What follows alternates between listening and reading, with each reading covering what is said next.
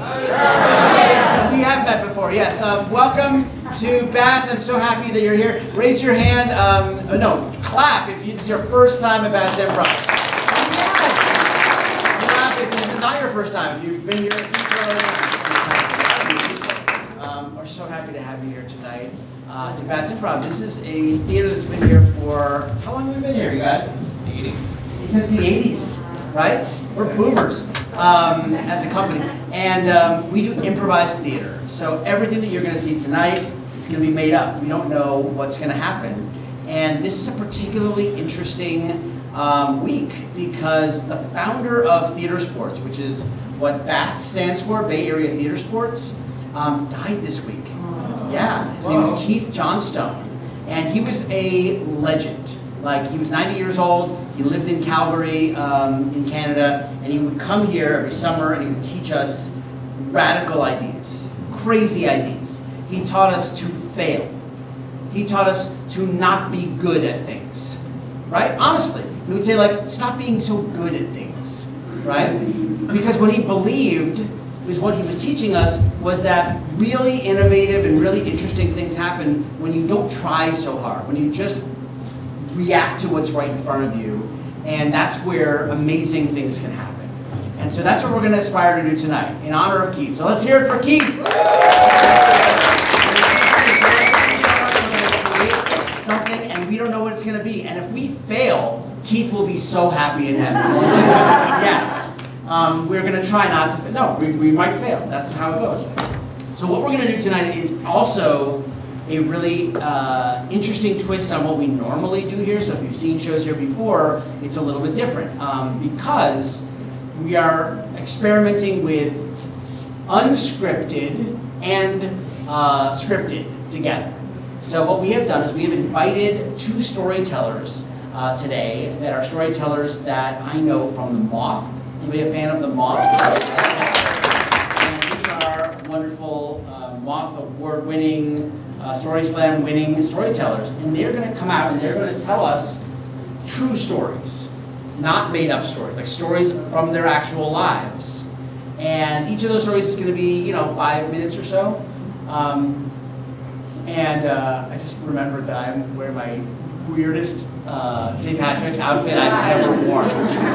Because I had a whole outfit I was going to wear and I forgot to bring it. So this was like when you just take the two green things out of your closet. So let's hear it for St. Patrick's Day. And mismatched costume day. Yeah. So anyway, our storytellers will come out. They're going to tell us a 5-minute story that we have not heard before. After their story, they will sit in the audience. And we, the improvisers, will improvise based on that story. So we don't know what the story is going to be. They don't know what's going to happen. The only thing that we know is that we're going to try not to replay that story, just redo it because that's something that we will have already known. But we'll take maybe characters or themes or locations or something inspired by or driven by that story, and we'll see what happens.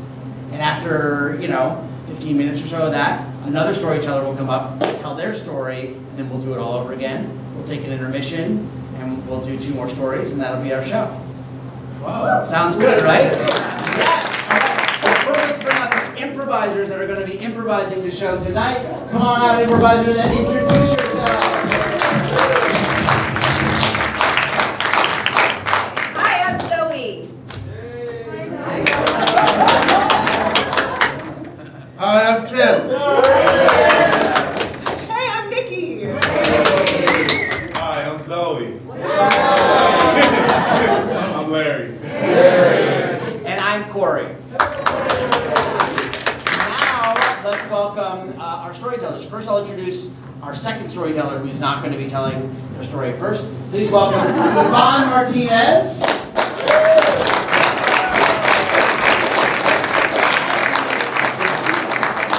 And now, please welcome our first storyteller of the night, William Humnicki.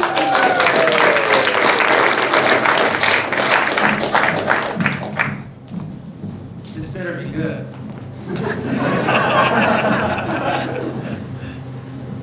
On a cold winter's night in a provincial Russian city, I struggled to break free from my captors. What my enemies did next shaped the rest of my life. Now, the dictionary will define an enemy as somebody or something that'll harm or kill you. We wonder if one country is an enemy of another. Does that mean all the citizens of the one country are enemies of the other? In 1994, I found out. So I grew up in the Cold War, when the United States and the Soviet Union had 60,000 nuclear weapons pointed at each other. With the push of a button, poof, we're all dead. So when I graduated with my MBA in 1994, I volunteered in Russia for a year and a half as a business volunteer. And I studied language for about a month or so in Moscow, and on the weekends I'd wander the city. And I was going through the famous university there. It's called MGU. It's this big building up on a hill. And I was shocked to see in the hallways these posters, and they depicted what Russians should do when the United States launches nuclear Armageddon against them. And this was so wrong, because I grew up and I was taught it's not the United States that's going to launch weapons at Russia. It's the other way around, right? It was the Russians that were going to launch weapons at us. And it really dawned on me at that moment that, look, we're all just a product of the propaganda, the information, and the misinformation that we're fed. And so I ended up going to the city where I was volunteering, Voronezh, Russia. It's an overnight train ride from Moscow. Hardly any foreigners were there. I could count the number of Americans living there on one hand. And I didn't receive a warm welcome. The government newspaper there wrote a story about me by name, saying that I was an American spy. And I wasn't a spy, really, I wasn't. And some of the things I did, though, didn't necessarily help my cause. Like one day I was walking down the street and I saw these 3 Russian police officers doing shots of vodka off the hood of their car. I took out my big camera and took some photos. They didn't like that. I got interrogated and detained. But some of the Russians, they were warmer towards me, and they didn't want to hear, though, about capitalism or market economies from me. More often than not, I was asked questions like, William, who's better, Russian women or American women? And well, I had just arrived in Russia, so I had to find out so I could answer the question. And so there was this girl, we were hanging out, and it got to be after midnight, and in this city, everything would shut down after about 8 o'clock. I mean, it was poor. Most people didn't have cars. There were no buses running that late, no taxis. And so I walked her home. It took about 45 minutes in the section of town I'd never been through before. I dropped her off at her apartment. And there I stood alone, this 23-year-old American with nobody in the world knowing where I was, kind of afraid of trying to make it back to my apartment. One of my Russian colleagues, Alexei, he'd been mugged at night. They cracked open his skull. It was a dangerous place. And so trepidly, I started walking down the street, trying to, not be seen, but there really wasn't anybody around to be seen from, so that was kind of all right. And then it happened. These 2 guys jumped me. One of them came behind and held me in a chokehold, had his arm around my neck. It was hard breathing. The other one was holding my arm, and they were demanding money and other things. I really couldn't understand all what they were saying because I didn't speak Russian very well. And my heart, man, it was just pumping, pounding. I mean, the adrenaline was flowing. I thought I could die. I had no idea what I was going to do, right? Like, who was going to help me out there?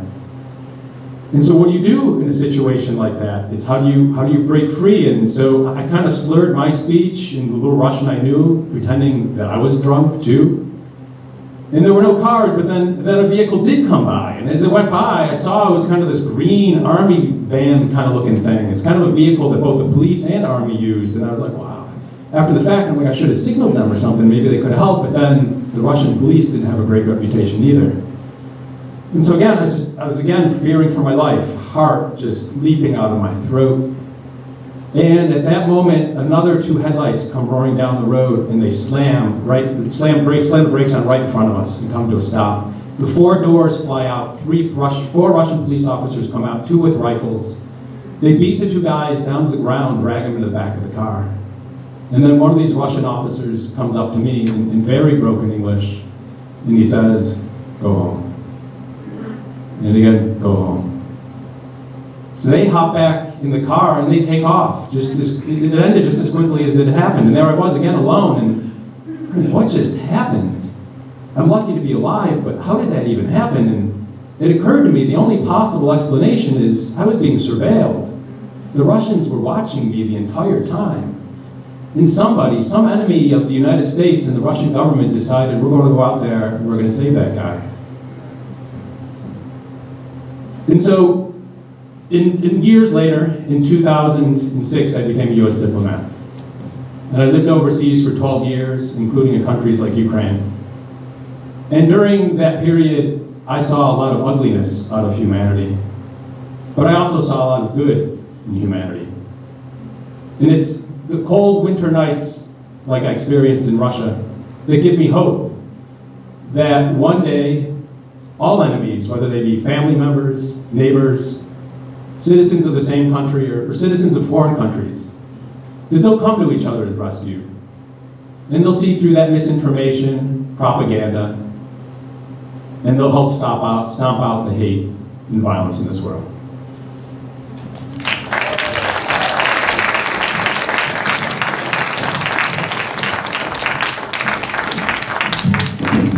Well, this is the last wedding invitation that we have, darling. Oh, good. Oh, God. We're finally almost done, honey. Yes, there's so many. Whew. I can't. You said it was going to get bigger, and it Got did. bigger. That list just kept growing, didn't it? Yeah, there's only. Oh, look at us. Let's close our eyes and touch the same part of our bodies at the same time. I bet we can do it. Okay. 1, 2, 3. Oh! Let's do it again. Okay, Let's do ready? it. 1, 2, 3. Oh, well, that was pretty good. That was close. That was close. Yeah, it was close. That's close. I'll be back in a minute, okay? Wait. I No. have to ask you something. Okay, go ahead. Do we have to invite a Russian next? Olga? Yes. Yes. I told you what happened with Olga, right? Oh. She's really lonely. I mean, that guy, he totally used her, right?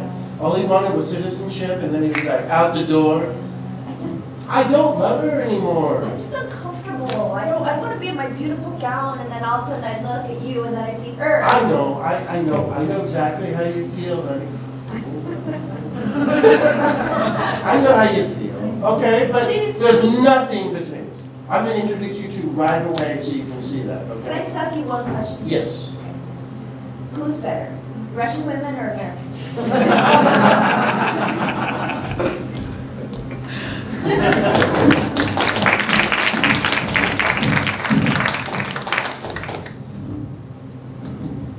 Oh, Betty, it's bad. This is gonna be really bad for us caterpillars. Really bad. Jojo, You see the signs? No. You see these leaves? the leaves are shaking. They're coming to get us! They're coming. I can hear it. It's in the ground. It's in the soil. It's in the soil.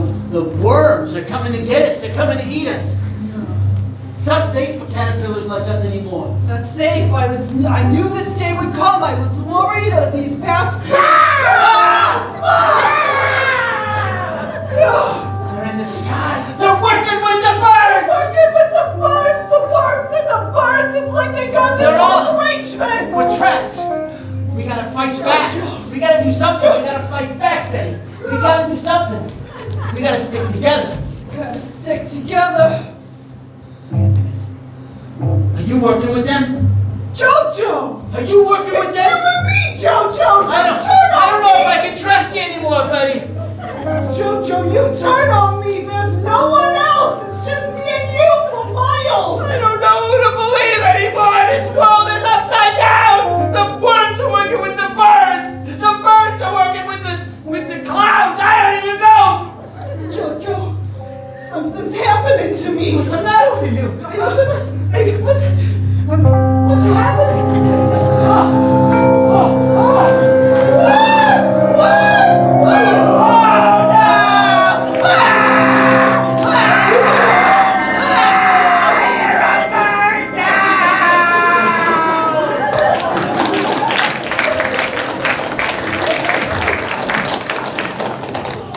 So I am first black Russian you've ever met. Yes, you're the first black Russian I have met. The only black Russian I have known before you is the drink that you get in the bar. Where are you from, black Russian?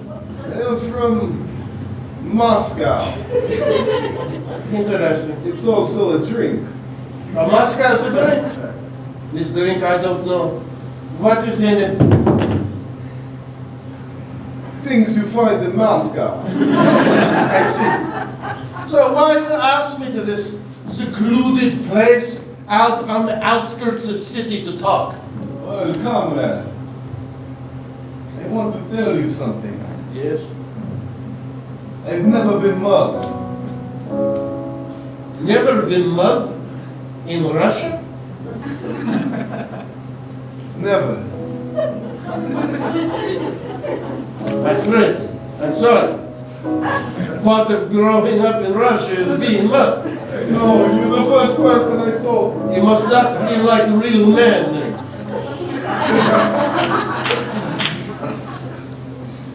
So I wanted Me to mug you. All right. All right. Igor, I will mug you then. You must pretend not to know me, yeah? We walk through the park here, yeah? Happy? You must be happy. I will come behind you and mug you, all right? Hold on, hold on. I will go off now. Whatever happens, we are still friends, huh? be gentle. Of course.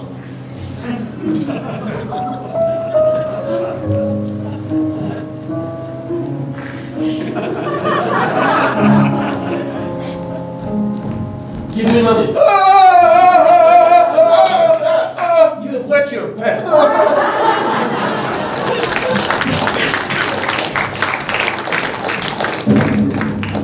One of you guys.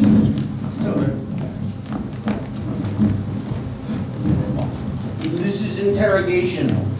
I'm interrogating you. And this is the accent that came out. I tried to figure for an accent. I'm just sorry. This is an interrogation, and I want the truth. I want to know, first of all, what is your name? My Name is Jackie. Robbins. The Sixth. Jackie Robinson the Sixth. I have to ask you, why did you hesitate when I asked you your name? And he said, my name is Jackie Robinson the Sixth. What's your real name? It's Derek Jeter. That's more like it, because I got a poster of you right here. I am your biggest fan. And I'm from Boston. And nobody knows this about me here. So how can I hide my feelings? spit Out your feelings. Spit them out? Explain yourself, Gina. Explain yourself. okay. I Believe that you should spit out your true thoughts. Okay, you're a famous baseball legend. I can't remember if you're in the Hall of Fame or not yet, but you're gonna be one day. And why are you giving me philosophical answers? I have kidnapped you. I am interrogating you as your biggest fan. Why are you trying to help me? love Is the answer to your feelings. Mikey, it's your mother. What are you doing downstairs? I'm just talking to a friend, Mom. You be quiet, okay? All right, it sounds like somebody's down there. No, it's just a friend. I'm just talking to my friend. But you don't have any friends, Mikey. I know, Ma. I know, but I made a friend, okay? I brought him home. Help me. They said to help them. Help yourself to pizza. Order some pizza, Ma. All right, I'll order some pizza. Thanks. Okay, what the hell was that? You were telling me about love, Jeter. Love has No, openings. It only has the closings. You're talking in riddles now, Jeter. You're talking in riddles. Ma! Mikey! Is the pizza here? No, I just boarded it, honey. It doesn't arrive that fast. Oh, Ma. Mikey, I'm watching the Yankees game and Derek Jeter isn't there. Do you have him in the basement? Yeah, I do, Ma. Honey, you got to quit. Get happy. Famous baseball star. All right, fine, Jeter. What would you say if I gave you another chance? I Would hit you with my large big. bat. Well, then I'm not gonna let you go. I'm sorry. You're gonna live here for the rest of the time, and I'm gonna just imitate you and become the next Derek Jeter. I Highly. don't think You're good enough. Yeah, you just watch me, Jeter. You watch me. I'm gonna be on the TV. I'm gonna turn on. The bottom of some Derek Jeter was in the no-show at today's game. Well, I guess the Yankees just aren't going to have a shortstop. It's going to be a tough game.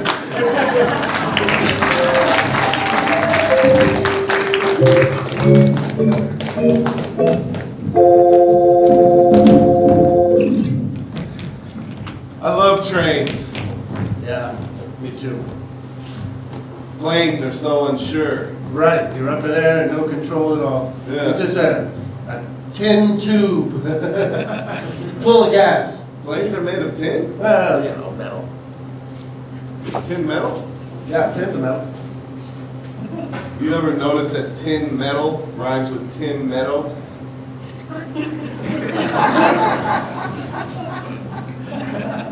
My name's Charlie. Hey, Charlie. Mike. I'm 16. 16? Yeah. Well, I thought you were older. Look at you. Ride the train alone, huh? Yeah.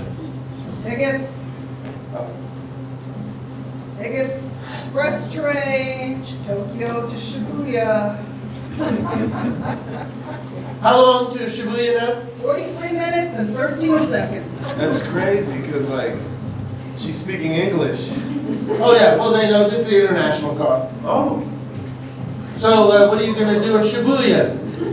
We'll go to the crossing. The crossing, the Shibuya crossing. Shibuya crossing. Ah. You know, in black culture, we have a game called Shibuya. Sounds vaguely familiar. What is it? Shibuya. Shibuya roll call. Oh, how funny. Never heard of it? No, how's it go exactly? Shibuya. Shibuya roll call. And then Then someone comes in and like, my name is Charlie. Charlie. I like to ride trains. I like to ride a train. And when I'm in Tokyo, Tokyo. I eat chow mein. Right. The last word, the first part, and the last word is like a song. It's like a song. Oh, that's something. I forgot your name. Charlie. Charlie. Sorry, Charlie. What's your name? Mike. Mike. And you talk to underage kids a lot? No, not in general. I don't have kids myself. Oh, I decided to not have. cool. Yeah. So you're going there, you're going to go to the crossing. Mhm. That's great. And then what? Any other plans? You going to college somewhere? Or? No, I'm just out here. I'm supposed to find my my long lost sister. Your long lost sister. What makes her lost, if you don't mind me asking? She was raised out here. Raised here. Yeah. Okay. Yeah. And she's lost to you. I never met her. Oh, and your family wants you to be here. Yeah. Oh, nice. You know her name. She's underage. So you don't even know her name. No, I'm not telling you her name. Oh, no. I wasn't asking for her name. I was saying, how are you going to find her if you don't know her? Oh, okay. Yeah, I know her name. Oh, okay. She's my sister. Oh. You're a cool guy, Mike. Am I? Yeah. I don't know. I don't know. It's interesting on this train. I thought it would be less moving because we've both been like rocking this. Yeah. Yeah, no, it's pretty movie. Yeah, Yeah. it's a movie train. It's a moving train. Oh.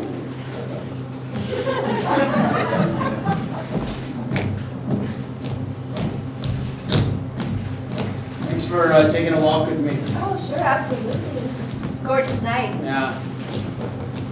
I really gotta hand it to you. I like the planet that you made, God. Oh, yes, well, it's nothing. No, it's kind of amazing. I Thank mean, you. It's what I made on the 7th day. yeah. And you're making. They got it wrong, you You're know, the making Bible. people tomorrow? I'm just saying you got it wrong. Hang on! Yeah. Hey, Oh, you made people already? yeah, I already did. Birds? Yeah, I did all that shit. You know, I have an idea. I think you should make people not like each other. Oh, like, frenemies? Yeah, just not like each other. Like those people that you're making, what if they hate each other for just arbitrary reasons, like where they live? Would that That's be good. great? I like Yeah, that. yeah. That's good. Thank I you. didn't look at that. I thought of that. What's you your know. name again, kid? Satan. Oh, yeah. I just think that, like you've got all these people, you got all these birds. Like, it's just gonna be much more interesting if they don't get along, you know? Yeah. Like this. Like that bird? Like that bird, like he's gotta hunt something, You know what I'm right? saying? You're full of shit. Me? Yeah. What are you talking Yeah, about? no, you know what? I got my own way of doing things. Listen, what's your way? Everybody just gets along, everybody's Everybody, happy. kindness, lots of kindness. Love. No matter where you live, you like each other. No matter what, color of your skin, you're friends. You know what? You do it your way. You do it your way. I will. You be you, say. I will. I'll be me, you be you. Yeah. How about this? I challenge you. Okay. Rochambeau. Here we go. All right. Whoever wins takes over the world. Okay. Okay. Come on, do it. Just one time or best out of 3? I think one time. One time. Yeah, Okay, here we go. okay, We go Rochambeau shoot. Yeah. Oh, okay. All right. Okay. What are you gonna throw? I'm not telling you. Oh, okay. Just you usually throw rocks. So yeah. All right. Okay. Ready? All right. Rochambeau shoot. Oh, you said shoot. Wait. Okay. Do it again. You threw a rock. Okay. Ready? Ready. Rochambeau. Oh wait. One more time. Here we go. Rochambeau shoot. Okay. Okay. Ready? This is it. This is it. Okay. Rochambeau shoot.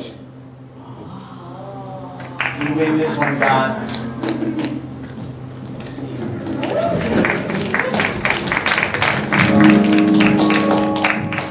Right, this is your Columbia Business School MBA final. All of you will be pitching your businesses. First place gets an A in the class, all the way down to an F. So this counts for 80% of your grade for this semester. Entrepreneurship 201. All right. Okay. I want to go to Russia and teach a bunch of Russians business. And your profitability model will be based on My passion. Mr. Davidson. Okay, I'm inventing a kind of technology where you can see other people sitting in their houses on their cameras and have meetings with them on little boxes. So it's like you see little boxes and you have a meeting anytime that you want.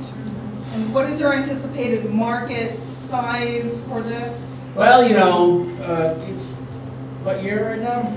1994? Yes. Yeah. I think it's going to have a very, very slow rollout, and then one day it's going to really be really popular. But it's going to take a while, and then it's going to find a need, and everyone's going to need it, and then be really tired of it. Yeah. Okay. That's my idea. So check this out, are you guys scared of scary movies? Yeah. Sure. Yeah. Yes? Yes. Have you ever been in a movie theater where black people are in it? Yeah. And they're talking, but they're really funny? Yeah. My idea is called Bring a Black Person to the Movie Theater. So let's say you're going on a date with her, right? Yeah. And you're like, fuck, I don't like scary movies. Yeah.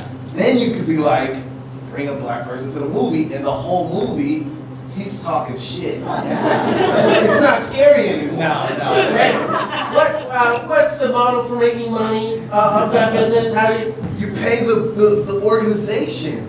that gives you the black person who's money? Yes. All right. Mr. Dexter. Yes. My proposal is pretty simple. It's to solve the privatization of nuclear weapons.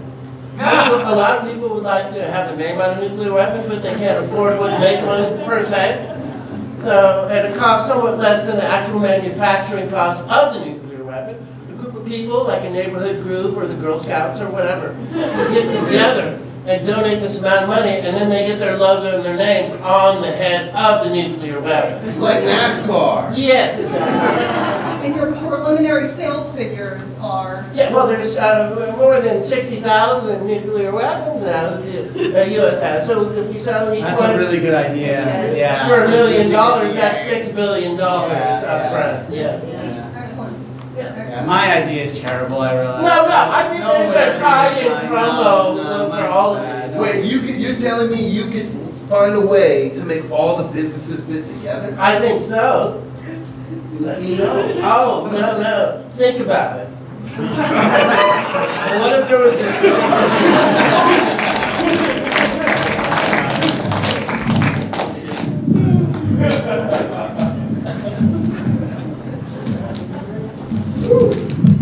All right, welcome your next storyteller, Juan Martinez.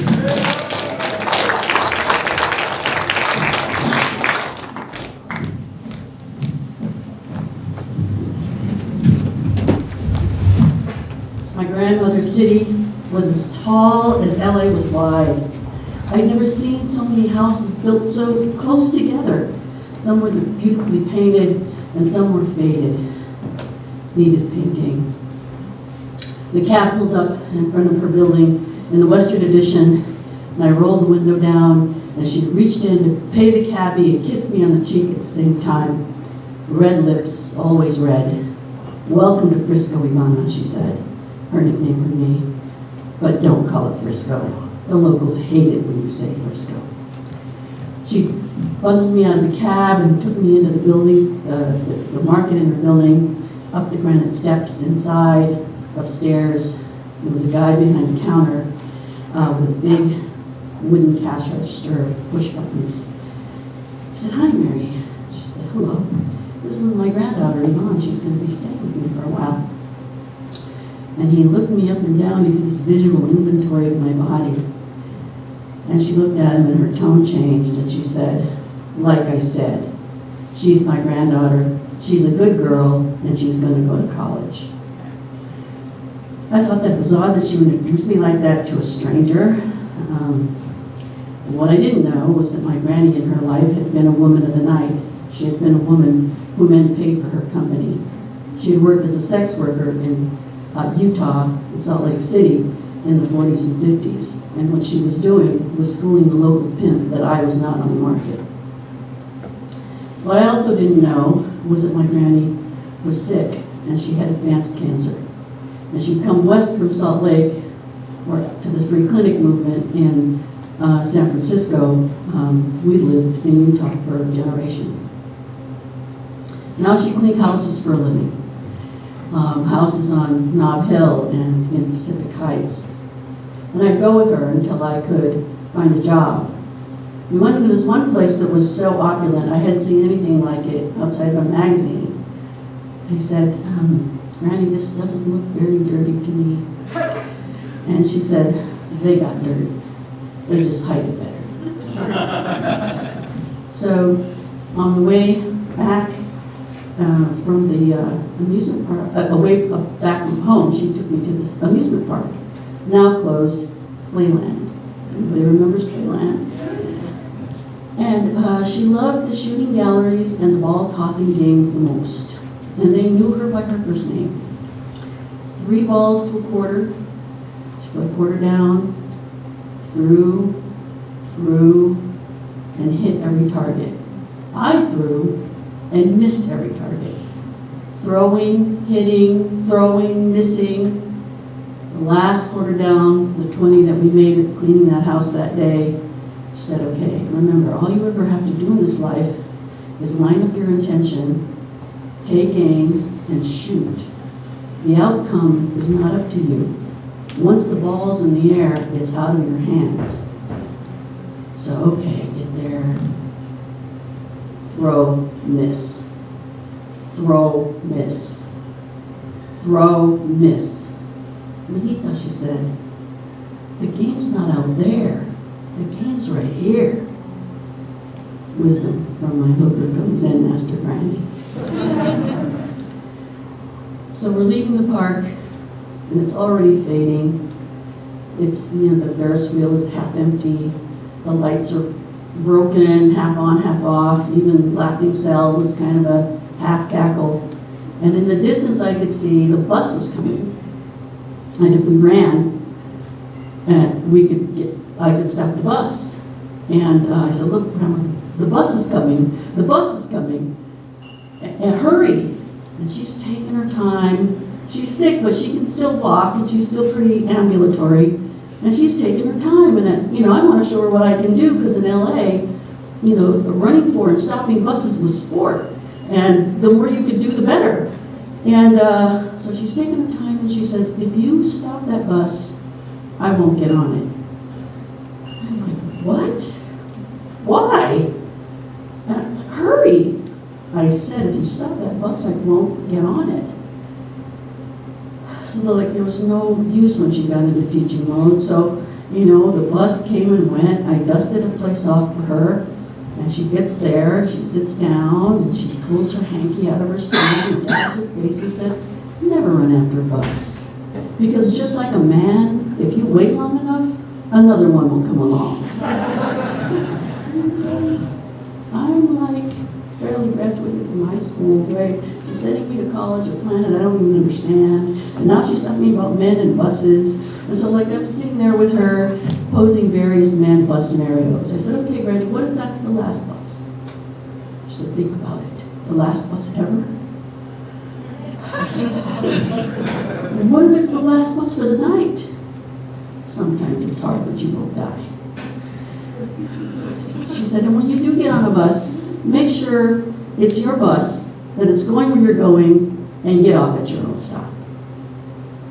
I said, why would I get on a bus that's not going where I'm going? Exactly, she said. Why would I stay on past my stop? Exactly, she said. I don't get it, Grandma. Why would I ride around on random buses? Exactly, she said. Don't stay on for the ride with you, Doc. It's never worth it. At this point, I stopped looking in her eyes.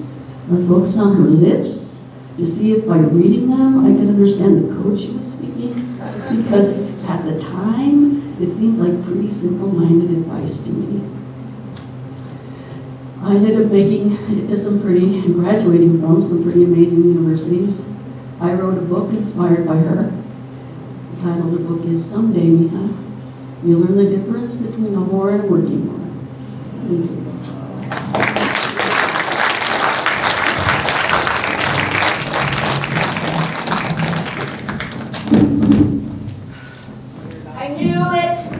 I knew we shouldn't have invited Olga to the wedding.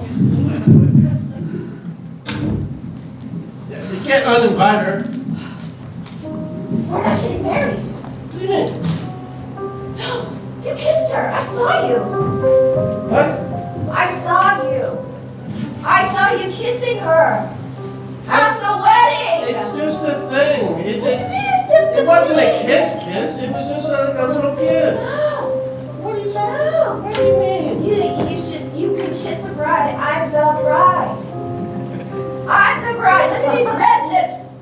I was just kissing her like hello. They kiss a little longer, okay, where she is from. That's all. Okay? No, we're breaking up. That's it. That's it. That's ridiculous. Did you ask her about it? Did you ask her about it? Do I really need to ask your ex? I think you should.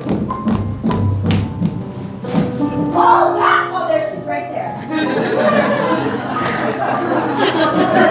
Hey, Olga. Hello, Daddy.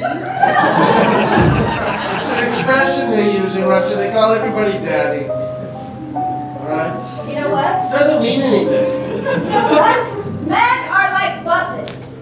You just wait around long enough, another one comes around. I got my wedding gown on. I'm going to the bus stop right now. What are you? Where is she going? She is very angry for American woman. Oh, know. American woman can get angry too, Olga. Olga, why do you act like that all the time? You know I'm with her now, I'm trying to get married. I think if relationship were strong, it would survive anything. Maybe relationship is not right if,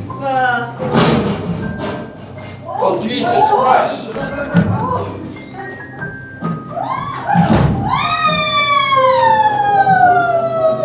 I found one! Just busted right through the door. my gosh, it is big strong bus you find. She's mine. We'll see. What? How did you get in the house? I just ran outside to try to, who is this? This is my new bus. Jesus, you built like a bus, right? What are you doing? Oh, this is just the way she is. Look at her. It's how she always, she slinks around. She's sexy, you know. She can't help it. Well, he can't help his sexiness either. Oh, come on. Yeah. This is ridiculous. I have no interest in being with Olga, You know right? what? We're moving to Frisco. You're gone like 15 seconds. I know, but what is love? It's love. Hello, Daddy. Oh, now you too? Now the three of you? Wait, what? No! I You need see another that? bus. I need another bus. Honey, some buses have a lot of people on them.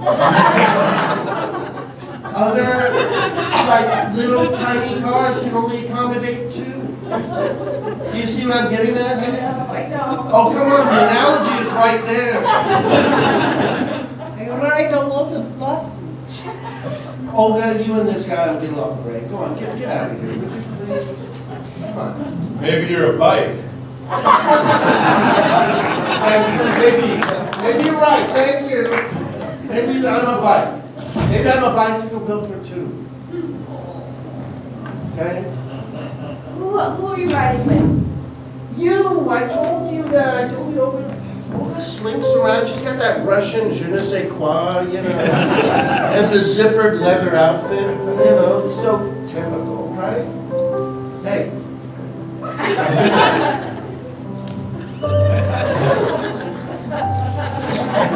Close. Close. We never get that third one, do we? No, we don't. It's okay.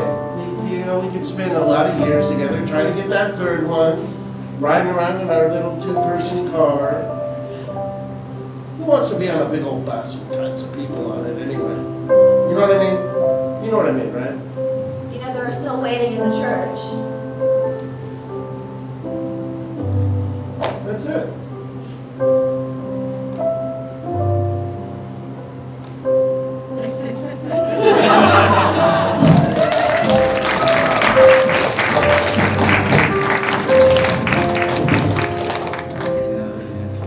Wow, Grandma, we're cleaning this place? What? This is beautiful. That's the biggest mirror I've ever seen. It's the size of the entire wall. They had a custom made from a quarry in South Carolina. All right, get your bucket. You make me lift everything for some reason. You know, I'm next. Not what it used to be. I feel like everything's so clean and spotless. I don't know where to start. No. Son. Grandson. You gotta look underneath carpets. You gotta look behind chests of drawers. You gotta look underneath the mattress. There's always something. Like money? Sometimes there's money. Sometimes there's weapons. Sometimes, oh Jesus Christ. Grandma, Have you ever found like a trap door or something like that? That would be cool. These rich people, they always have their panic rooms somewhere. Oh, thank you. Sorry to interrupt. I'm upstairs, don't worry, I just grabbed my car keys. Yeah, you can keep, are you here? Yeah. You can keep thinking, I just need to get my, you see, hang on. What do I say? Say, hello, sir. How Uh, are you today? Hello, sir. oh, hi there. How are you today? Oh, I'm fine, thank you. It's no need, I'm just looking for my car keys, Sometimes you can check under mattresses, Watch your the carpet, cracks. All right, I will, thank you, I get it. So, it's so great to have a new cleaning service. The last cleaning people did a terrible job.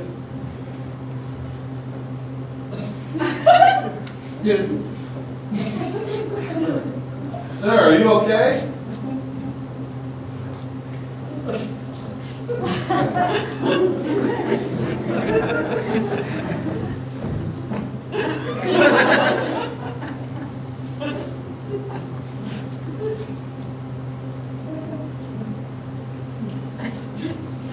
You're Utah Millie, aren't you? Yeah, my grandma's from Utah. My grandma's from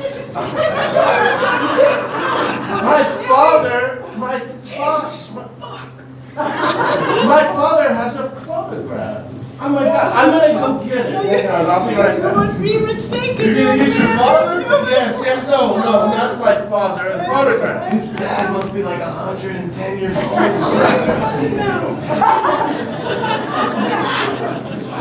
Whatever he says, you deny. You understand me? Anything he says, I say That was no. my past. I'm not doing that anymore. Look. That's you, isn't it? That's not my grandma. I recognize that face. You have amazing cheekbones still.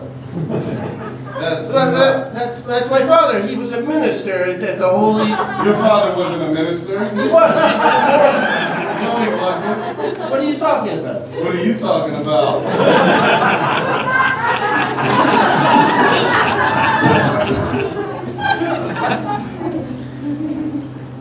He doesn't know, I guess. Is that it? Doesn't know. I do know. What do you know? Read the back. Read what my father wrote on that photograph. It was taken many years ago. To the one that got away. Yes, he loved her. He wanted to marry her. Your father wanted to marry my grandma? That's correct. Well, my grandma never had a husband. Well, I guess they never got married. We never got married, but I did have a son.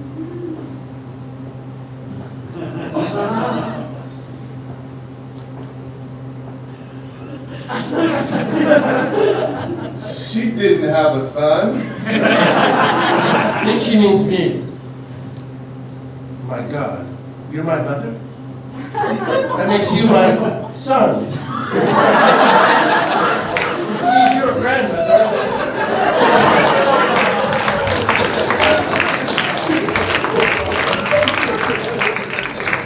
Well, Satan, Yes, God. beautiful night outside. Such a nice night.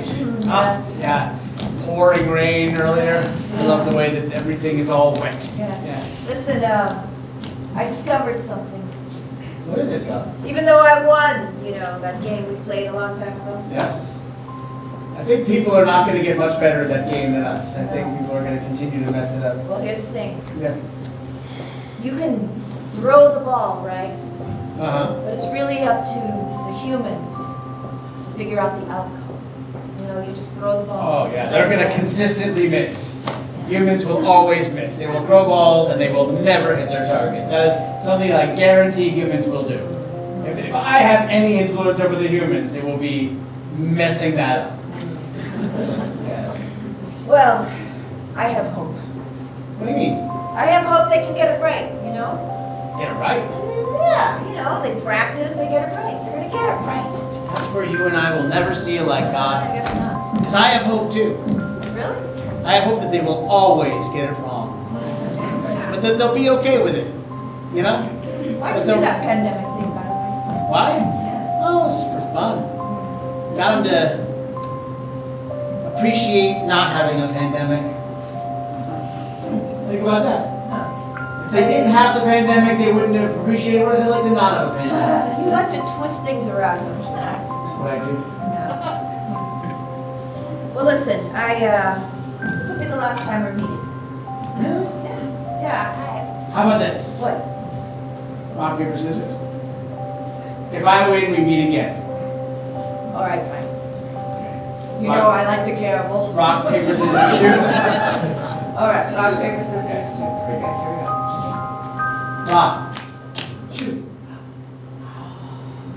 I guess we'll be meeting again. I guess we will. I'll see you. I'll see you after a 10-minute intermission.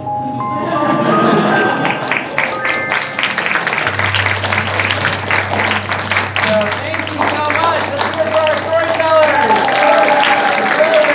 Fun. All right, so we are going to take a 10-minute intermission. If you're looking for the restrooms, they are outside behind the elevators. And we'll see you in 10 minutes.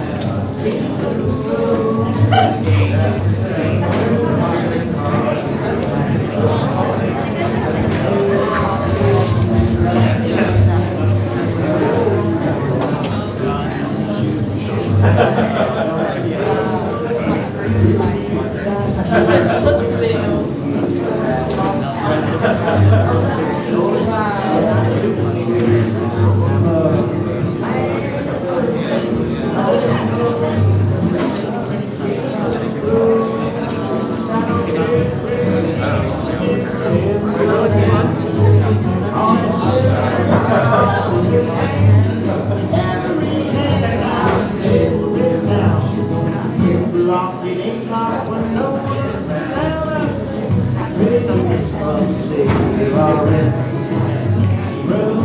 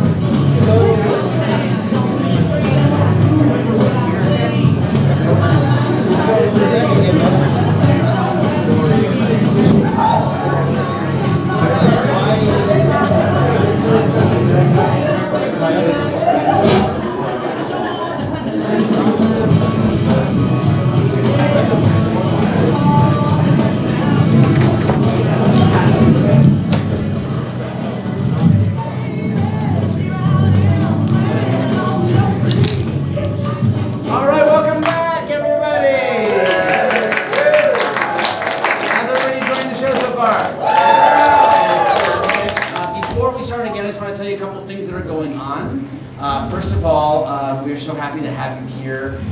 Just to let you know, we do improvised theater every Friday and Saturday night here on this stage.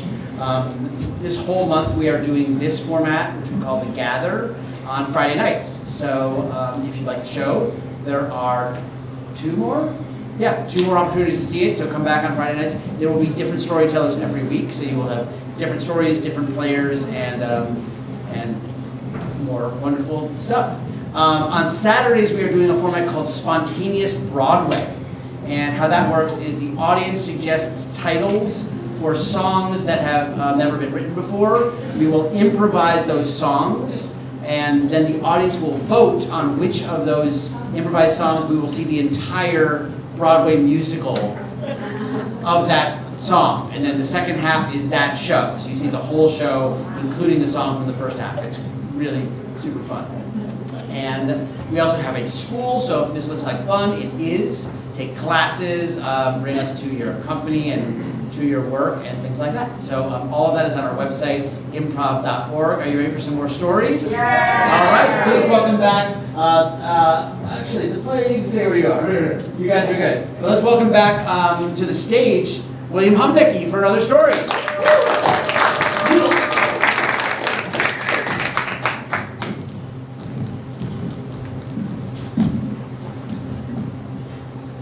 Early on a Saturday morning, I quietly exited my garage, looking both ways, hoping my neighbors wouldn't see me. I was afraid they'd privately make fun of me for the outlandish clothing that I was wearing. I was afraid to be seen for the real me. So this was June 2020. The pandemic was raging. My wife and daughter, who are here in the audience tonight, we were at each other's throats. There was just too much about each other in the house altogether. And so I would look out the front window and I'd see people go by on their bicycles, my neighbors, and I'd be like, I have to get out of this house. I'm going to do that. But the problem was, the last time I'd done any sort of road cycling was 17 years previously when I was biking home from my job in the financial district in San Francisco to the Presidio and going down Columbus Avenue and a car swerved in front of me and I swerved to avoid the car and my tires got stuck in the cable car track and I went flying over my handlebars like Superman, landing into the side of a parked car. So naturally, I was kind of afraid to get back on a road bike, and I wanted to be safe about it. And so I figured out, okay, I gotta make a plan. So I bought a bike, found a used bike, and then I did some research, trying to figure out what's the safest way, like what do you wear so that you don't end up being road pizza, right? And I did some research, said like the legs are the parts that's seen. So get something that's visible on your legs. And so I'd see my neighbors go by, and they were really fashionable, like really matchy outfits. There's one guy, black helmet, black jersey, black pants, black shoes, and then like these pink socks that match his pink sunglasses. And I'm like, I don't know if that's me. But that's like, it's ridiculous because you camouflage to the road. You look like the road. How's anybody going to see you? So I went online and I was looking at the sites where you could buy these clothing and everything was black. And I'm like, that's not visible. And then I'm like, all right, I gotta look somewhere else. And so I found this other site that was for bodybuilders. Guys with big biceps and stuff. And there are these Blaze nuclear orange tights with this really cool swirly pattern of black lines going down the side. And so I was looking at my computer screen, going back and forth between the two sites. Safety, fashion. Safety, fashion. All right, a few clicks, I placed the order. A few days later, I saw the delivery man come and drop off the package. I ran to the front door, grabbed it, and went to my bedroom. And I pulled out my new pants. And man, I struggled to get these things on. They were the tightest pants I had ever worn. And I looked at myself in the mirror. I looked like a leprechaun on St. Patrick's Day, except that my pants weren't green. And they showed every curve of my body. So I went out to the kitchen, my wife and daughter. My daughter looked at me and said, "You are so cringy." And then my wife, looking below the waistline, said, "Are people going to be able to see all that when you're on your bike?" So, like 7 a.m. a Saturday morning, I sneak out of my garage wearing these new power pants. And I'm wearing a red top to go, it doesn't even match. And I think I'm making it out of the neighborhood safely, but I didn't get more than 50 feet before I hear, "Hey, William, nice pants." And it's my neighbor who designs sportswear for a living. So my face turns the color of these nuclear orange tights. And I slowly bike away saying, just trying to be seen. So I'm out on the road, after about an hour, I've passed a lot of cyclists, and I'm a friendly cyclist, so I always wave or say hi, nod my head, passing cyclists. And I ended up in Sausalito, right across the bay here, and that's like cycling mecca. If you want to see people in all matching cycling gear, go hang out in Sausalito in the morning, and they'll be impressed. But anyway, so I saw these two cyclists coming in the other direction, and again, I wasn't paying much attention, I just wanted to hit things, and all of a sudden I heard, "Hey, I love your pants." And I looked up, and in my 50-year-old, I'm married with kids, midlife crisis brain, I saw a Sports Illustrated swimsuit model yelling out to me, "Hey, I think you're hot." And so I immediately jumped on my pedals and was flying down the road faster than I've ever gone before, giant grin on my face, thinking this is unbelievable. I bike home, I tell my wife, she's like, good for you. And then it happens. Again, the next time I wear these tights, the same thing, another woman compliments me. And again. So after about a couple months, I bike with one of my neighbors, not the matchy kind, some guy with a big orange helmet and some other orange clothing, and I'm saying, look, every time I go out and ride, a woman compliments me on my pants. And he just kind of looks at me too, like, you need to get out of the house more often. And but on that very ride, another woman yelled out, like, "Hey, I love your pants." And then one day I was biking home, just over we live in Berkeley, and coming on the last hill over the hill, and a car pulls up next to me, and there's this guy wearing cycling clothes. And he starts chatting me up.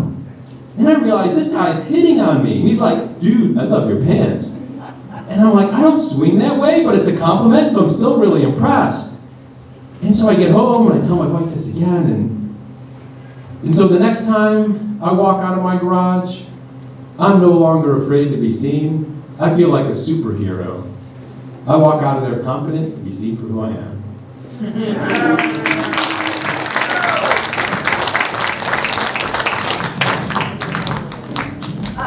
No way, my dad is way more cringier than your dad. Oh my God, Becky, my dad said the most embarrassing thing at dinner last night. What'd he say? Okay, so, Emily, she was over, and he was like, "Hi, Emily, nice necklace." And it was like, "Oh my God, Dad, your necklace is like right at her cleavage," which meant he had to be looking at her cleavage. I'm like, "Oh my God, you're so embarrassing." So cringy. Oh my God. Okay, so my mom and dad are like matchy. Okay, like they go outside like matching. It's gross. Becky, Yeah? your parents have a bit of a reputation around the neighborhood. Oh, really? For like, yeah, Oh. with their outfits. Like, people kind of talk about it. Oh, well, people kind of talk about your dad. So it shows everything, his little outfit, whatever, pants, or leotard. Oh my God. Like, sometimes when he's walking around the house, I have to like look away. I'm like, gosh. oh my God. Dads are so dumb. Dads are so weird. Thank God for mom. Thank God for moms. I know. Like, my mom's still super embarrassing, but at least like It's a little less embarrassing. right, and her clothes are like less tight. Like, they're like normal, right? Kind of. Kind of normal. Okay. Cool. Are you going to prom? Yeah. Get a date? Yeah. Oh. I was going to ask you. This is awkward. That's funny. That's a joke, right? No. I like her pants. I like your necklace.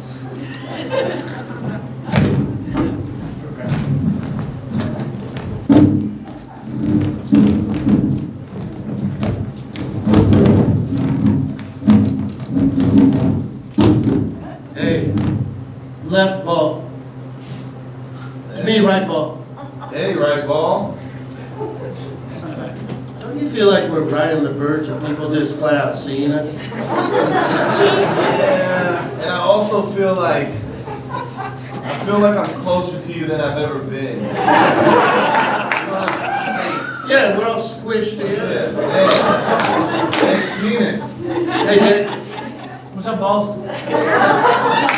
you know, we're not young anymore, man. I mean, when I was young and smooth, I wouldn't have minded people. Yeah, I mean, we're kind of wrinkly. Yeah, you kind of shrunk. It's seasonal. I still grow sometimes. Not as often as I used to, but you know. Thank I'm God. saying, it used to be people like to be covered up. I think it looks better. I don't know if people want to be staring at me. That's because you shrunk. I want to be seen. Oh, come on, man. You are a little bit bigger than right. Well, he's sticking out. It's just the way the shorts go on. No, right? he's got a little bit more mass. Well, look who's talking. You don't even go up any higher than we do. I don't go high, but sometimes I like to lean this way. This guy is losing it. I'm telling you, it's not cool, man. At his age, to be walking around with your junk showing like that. Listen, I like to be seen, you know? I like when we go to the gym. You know, I like the feeling of walking around in the fresh air. Oh, man, you got it. We got a cigarette. Yeah. Yeah, it's not cool, man. You got a lighter? Yeah. Hey guys, Yeah. check out across the parking lot. Ooh. Oh, yeah. Yeah. You're starting to grow. You shouldn't do that right No, now. I'm just trying to get Keep it down, man. Keep it down. You gotta look.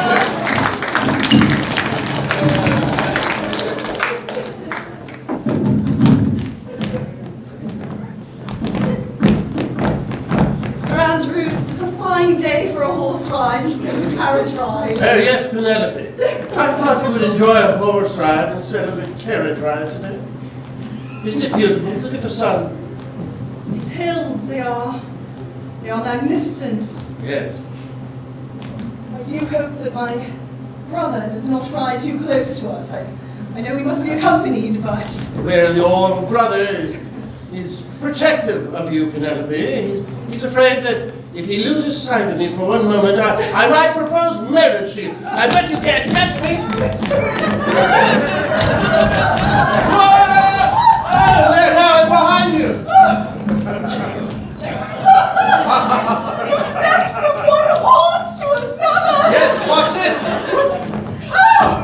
Yeah, down in front of me. Now I'll throw you on my horse. I left it so settled! Why, look at you, Penelope. There's your brother. We've left him in the dust, I'm afraid we tried and haven't succeeded. in remaining accompanied. Let us stop here near the stream. Perhaps he will join us here. Sir Andrews, a bit of assistance at jumping off my horse. No worries, sister. Oh, brother, of course. I The will other help. side, please.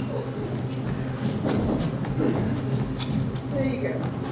Penelope, would you like to join me near the stream? Oh, hello. I would like to join you near the stream. Brother James, so wonderful of you to join us on this afternoon. Oh, Mr. Andrews, I like your pants! Thank you. Your pants. Yes. Dashing. They're my riding pants. Yes, I see. Yes, I ride in them. They are quite bold-fashioned for these days. They are a little fitted around your legs, if I may say so. Oh yes, it was quite the fashion when my father was a young man. I find it sad that we abandoned this fashion some years ago. I think it's quite becoming. What do you think, Mike?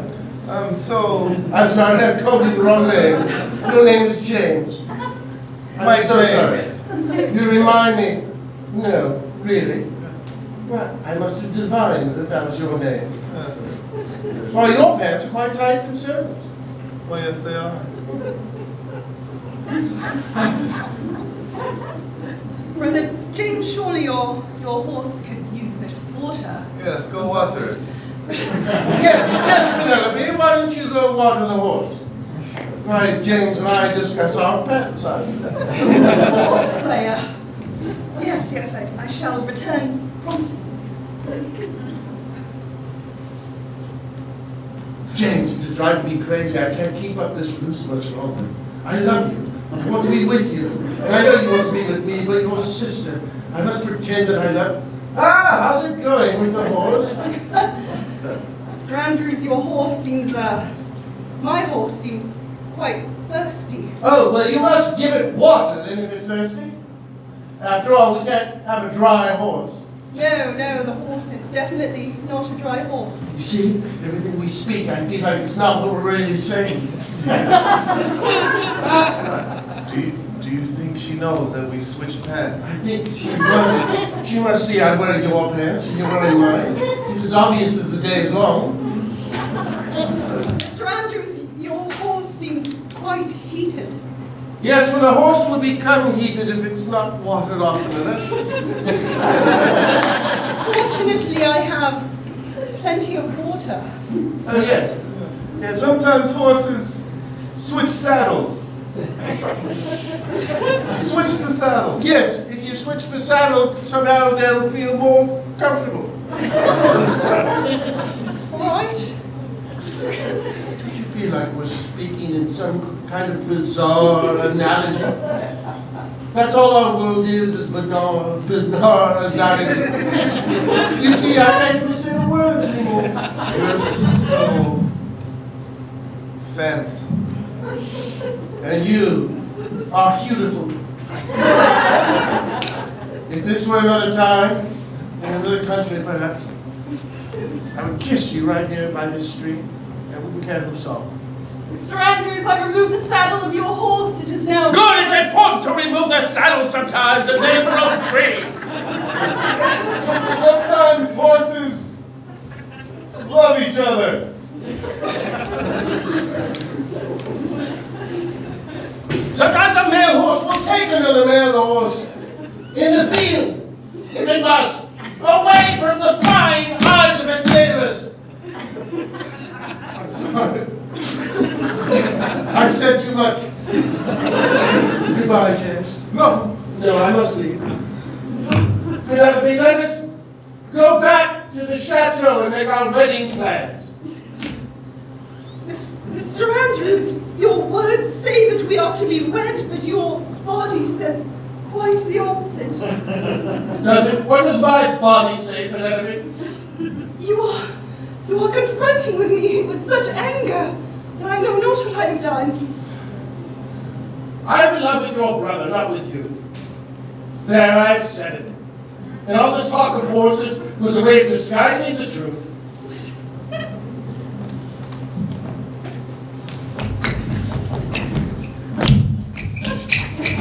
Do you not see we have switched pants?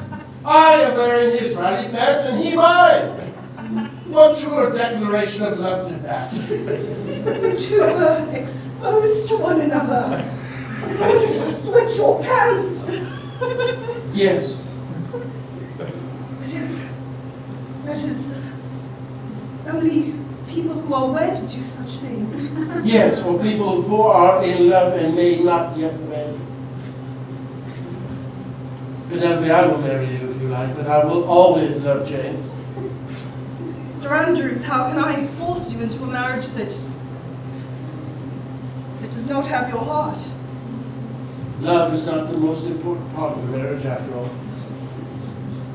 If you would have me as I am, then you would be free to see who you wish. You do have £20,000 per year as a Yes. living. Yes, and all the property, and the carriages and the horses. And I do like to ride astride sometimes, and I suppose you would turn a blind eye to that. You may ride astride with whom you wish, and I too will ride astride when I wish.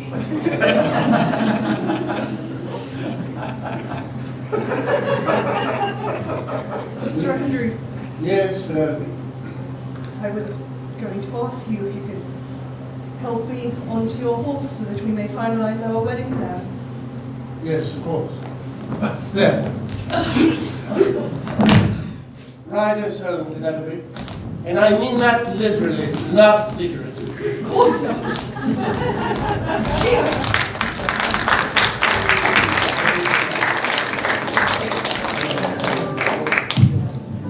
Please welcome back to the stage one more time, Yvonne Martinez.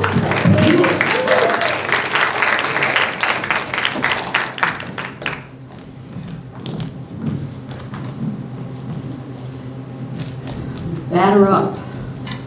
I could still hear Vince Scully call a baseball game on the AM station, the transistor radio, anywhere in our small house where my stepfather was. The game transported him. English wasn't his first language, but he knew all the baseball terms like RBIs, which never made sense to me. During the week, he was a laborer with the Southern Pacific Railroad on a repair gang. When he came home from work, he was covered in tar and washed up in the back sink with lava soap, which is really hummus, and leave dirty soap bubbles all over it. On weekends, he pumped gas at the Union Ball 76 gas station across the street from the Shrine Auditorium. And on busy nights, he parked cars for celebrities. He loved the game of baseball. During baseball season, the gas station gave away drinking glasses with the players' images encased behind plastic. So at our kitchen table, it was like a mini baseball diamond. There were 9 of us, and so it was, one player per sitting. And we had ball players like Carl Yastrzemski and Claude Osteen, and Don Drysdale, and Sandy Koufax. My dad loved the Giants. He hated the Dodgers. The Giants had Juan Marichal and the Alou brothers. And the Dodgers hired no-nothing players then. So one day, after work, where he sometimes brought home the Herald Examiner for us to read important, headlines. We didn't read the Times. That was West Side. We were East Side. He opened up a newspaper, and there was a picture of Sandy Koufax with his arm in a bucket of ice. Sandy's losing his arm, stepdad said. Sandy by now is a member of our family. Sandy. Another headline. Sandy's not playing on Yom Kippur. Okay, so we're Mexican Catholic kids, right? To borrow a phrase, we did not know from Yom Kippur. Okay. Well, that day after work, comes home, washes up, the back sink, comes to the kitchen, we're having dinner, picks Sandy up from the kitchen table, pours out the grape Kool-Aid and puts him on a shelf. This is a man of principle, he said, who suffers for his sport. All that season, we toured, dipped, and ate our tortillas to my stepdad's shrine to Sandy Koufax. He loved the game of baseball more than he hated the Dodgers. So he made sure that we saw all the important games. I don't remember any of those games, sorry to say. But I remember the spectacle of the stadium. I remember being bundled into the station wagon in my Catholic school uniform with my brothers, wondering if I was going to get my homework done. I remember the lady in the glittering dress singing. I remember scrambling for seats. I remember the smell of hot roasted peanuts. I grew up and became a labor organizer and a labor negotiator. When I read Marvin Miller's book about the organizing of baseball leagues, the union organizing of baseball leagues, and I read that Sandy and Don were responsible for one of the league's first actions, the holdout. Buzzy Babese of the Dodgers was pitting them against each other, and they were making way less money than Willie Mays in San Francisco. So they decided to hold out. It was Kitty Drysdale's idea, and it worked. They won. They got a way better deal. Miller Wright said it was important for the game, for the organizing of the league, because the other players could see what could happen when you come together, you hold fast, you can win. Change the game of baseball forever. Sandy played longer than his doctors advised him to. And Miller writes that had there been work rules like there were in later contracts, like mandatory rotations and other player protections, he might have been able to play longer. In the end, he left the game that he loved sooner than he wanted to. But he left it better for other players. Sandy Koufax, a man of principle, suffers for his sport, and a union man. Later, athletes would raise fists and take knees. That expression was more humble in my household. My stepfather never saluted the flag, sat through the national anthem, never ever put his hand over his heart. Even among jeers from the other fans, hey buddy, this is America. You stand for the flag. Hey buddy, hey buddy. Stepfather wouldn't move. I don't think he would have articulated it as a protest against the Dodgers' racist hiring, the fact that they kicked out hundreds of Mexican families to build Chavez Ravine, about the plight of Mexican workers even in LA, immigrant workers. But I could feel it. I could feel it. I could feel the fear. I could feel the anger. I could feel the determination. And I could feel the excitement. Sandy Koufax is still with us. He gives his time and money to a nonprofit that supports retired baseball players, needy baseball players. And he gives his time and money to support members of the Negro Baseball League. Sandy Koufax, a man of principle, suffers for his sport, a union man, and to borrow another phrase, a mensch. Thank you so much.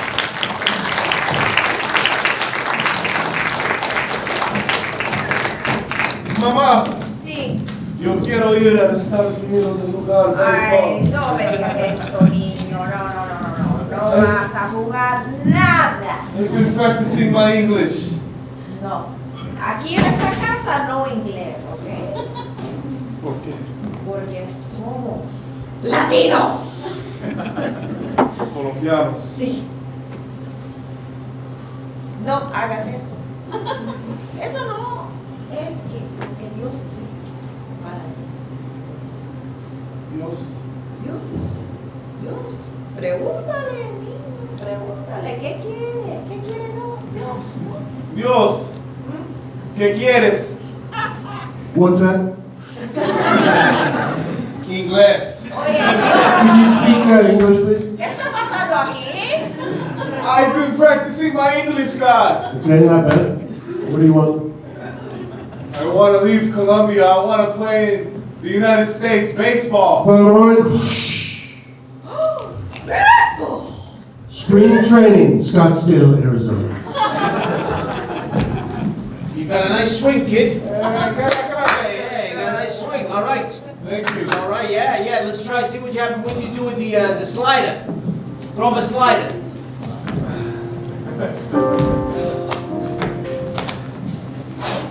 Out of the park. You're going right from the minors to the majors. Cut to Giant Stadium, Paco Park. Count is 3-2. It's the bottom of the ninth. We've got a new player here, fresh up from the minor league. Felipe Hernandez. It's his first at bat in the major leagues. It's quite a bit of pressure, wouldn't you say, Tom? I sure would. When I was a rookie, I would have wanted to do this. Well, let's see how it fares against one of the best. 3-2 bat. There it goes. It's a deep to left. That ball is going back. Wagner watches it sail over the fence for a 3-run home run to win the game.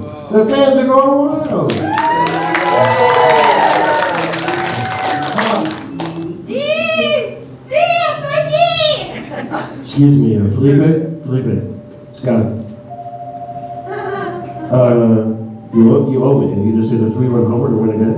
God, only the devil has sold things like this. How do you know that? Well, we've been talking. That's right. This is my friend, my associate. It's me, Satan. Some call it that. You speak English too, Satan? See. Sure. Well, you didn't tell me there was a negotiation when we first started this. I was just like, boom, I'm in Well, you didn't ask. Now you're gonna be a big deal. Go ahead, Devil. Tell him what's up. You win, Felipe! You're gonna get contracts, you're gonna get breakfast cereals, you're gonna get shoe deals, you're gonna get sports cards with your face all over them, and kids are gonna put your poster on the wall, and they're gonna make the bed sheets, and they're gonna sleep on bunk beds with your face all over them, and you're gonna put your face, and your face, and your face, Your face is gonna be all over. Your face is gonna be all over. Your face, your face, Felipe. That's right. It's gonna be face on face. Yo quiero estar aquí. Muy bien. Muy bien, mi niño.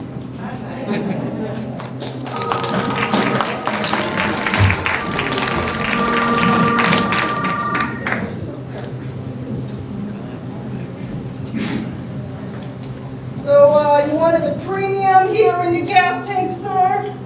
Yeah, sorry, I like to watch how a professional fills up my gas tank. Yeah, I'm gonna need you to move Yeah. out of my I'm so sorry. I workspace just- here, all right? Listen, I'm a new driver. I just turned 17. I just got my license, and I have to be honest. My parents have electric cars, so I've never actually filled up a gas tank before.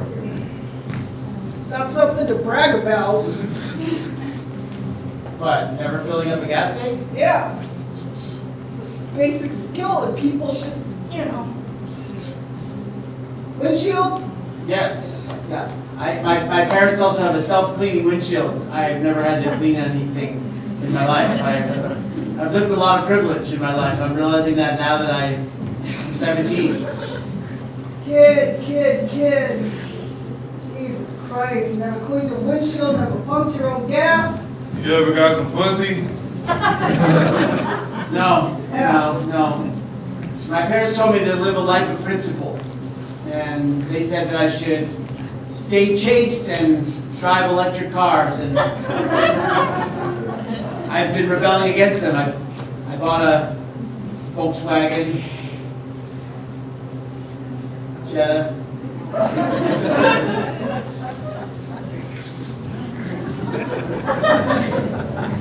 Do you think that that's not living a life of principle? Do you agree with my parents? I don't know, kid. Life is whatever you want to make it. Life is whatever you want to make it. Life is whatever I want to make it. I don't have to do what my parents want. You don't have to do what your parents want. I can do whatever I want. I can drive whatever car I want. Drive whatever car you want, get action in the back seat, do whatever you want, kid. Life is for living when you're young. Wow. You should start by learning how to clean your own car. Yeah, I've got that on my list. Kid, come here. Yeah, thanks. Here. Take that handle. Yeah. You squeeze your finger and put it back in. Yeah, how'd that feel? I feel like a different person. Yeah. I feel like I've changed. I feel like on the inside, I'm no longer a man of principle, but a man of action. A man of danger. You could be both, principle, action, and danger. And that was the day that I became principle, action, danger.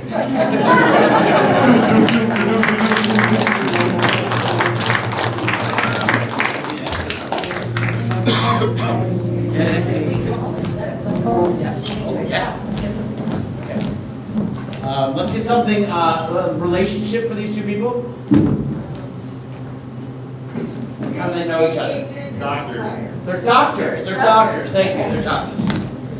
Well, I don't know, Dr. Genesee. I'm not sure we should continue to let him play baseball. I don't know, Dr. Genesee. Should we let him go or not go? Look at this. Is this a leg or an arm? So every time you ding the bell, we're gonna say something Every different? time I ding the bell, you're going to change the last thing that you said. So it's like a new choice. Well, that's definitely his arm. It's his leg. It's his nose. It's his head. It's his crotch.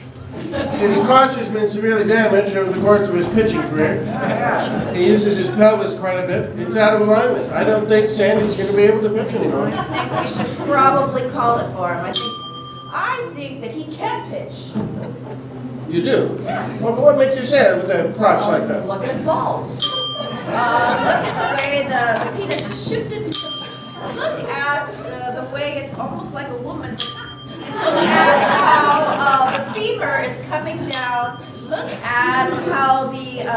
iliac crest is like going like a C shape the way it should. Yes, you're right. Well, perhaps you can. In any case, I think we should call Stan in and tell him his career is at least up in the air. We can't guarantee he'll ever be able to pitch again. You're right. Who's gonna tell him? All right, let's call him in. All right, I'll tell him. I'm good at delivering bad news. Sandy, Kovacs, please. Sandy, come on in. Have a seat. Good to see you. See? We have some bad news for you. We have a funny joke for you. We have 2 pickles and a marshmallow for you. We have a way of saying hello, which is, hey. Hey, great game last Tuesday against the Orioles. Thank you. You should have had that no-hitter. Hey, listen, before we tell you the bad news, can I get your autograph for my niece? Before we tell you the bad news, take a look at this. Before we tell you the bad news, will you sign my lab coat? Before we tell you the bad news, do you want to be a doctor? I've always thought about being a doctor.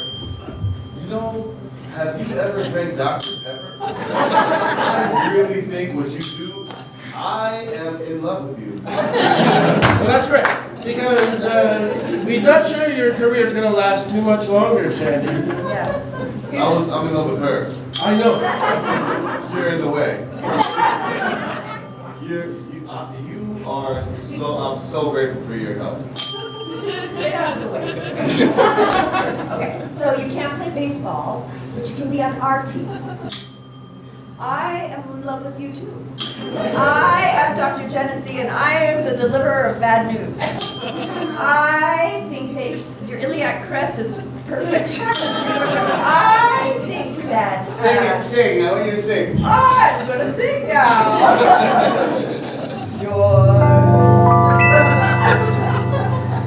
You're gonna retire.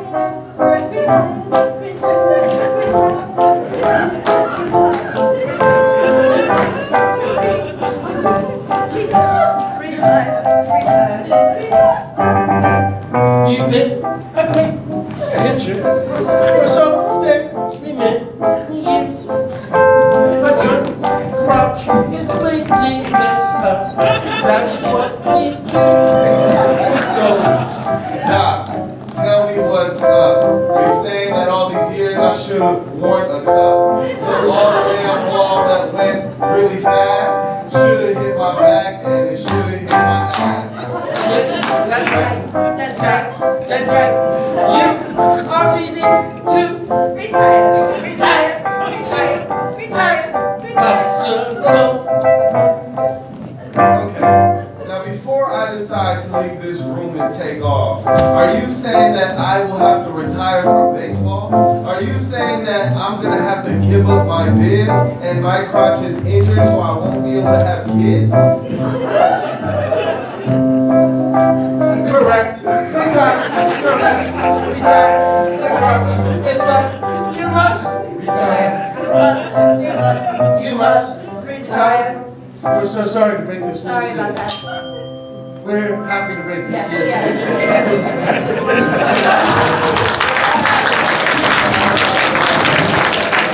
All right, that's our show.